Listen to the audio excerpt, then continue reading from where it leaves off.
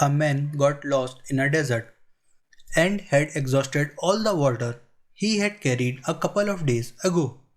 He knew for sure that if he didn't get some water, he would certainly die. Although completely exhausted, the man didn't give up hope. He kept walking, looking for some sign of good fortune. Suddenly, he saw a small hut at some distance. Could it be a mirage? He thought, or maybe just a hallucination. He edged closer, only to realize that the hut was real. Gathering the last bit of energy left, he dragged his tired body inside the hut, hoping he could find some water. The hut was empty and seemed like it has been abandoned for quite some time. His heart skipped a beat when he saw what was in the hut. A hand pump. Water finally. He was overjoyed. He began working the hand pump, but no water came out. He tried harder and yet harder. No water. Finally, after putting in every bit of energy, he gave up out of exhaustion and frustration and sat down thinking, maybe I am destined to die out of thirst today. And then a second ray of hope. He noticed a bottle in one corner of the hut. It was filled with water and corked up to prevent evaporation.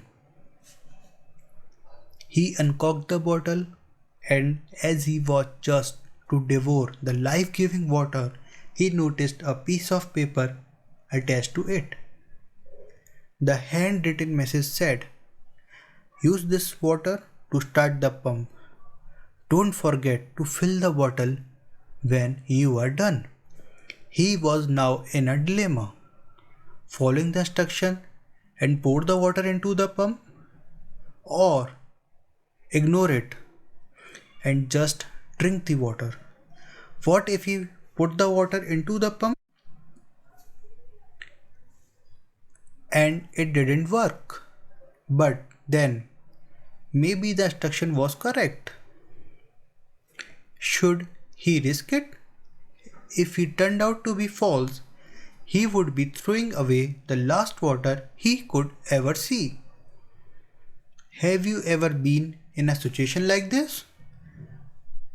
Where there are only two options: uncertainty about which one will work. What will you do? Which one will you choose? Well, you have to choose one, willing to bear the consequences that it brings. Many people don't decide, fearful of the consequences, and they continue to remain confused in their life. And the man decided to take a leap of faith. Hands trembling, he poured the water into the pump, closed his eyes, said a prayer, and started working the pump. He heard a gurgling sound. The water came down, gushing out, way more than he could possibly use. He drank the cool, refreshing water to his heart's content and quenched his thirst. He was going to live. Feeling much better, he looked around the hut and found a pencil and a map of the region. The map showed where he was.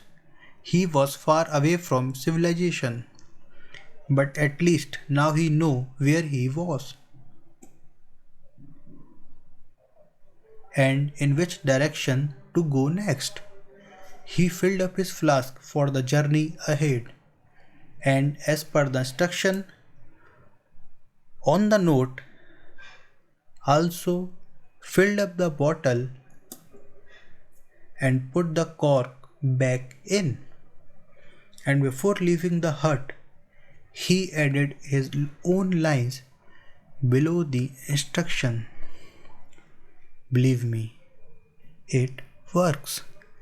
Most of us may not be confirmed with a situation like this, where the choice made decides whether we live or die. Yet we have our own journey to start, our own choices to make. If the choices we make goes our way, fantastic. We can inspire people by telling them, believe me, it works.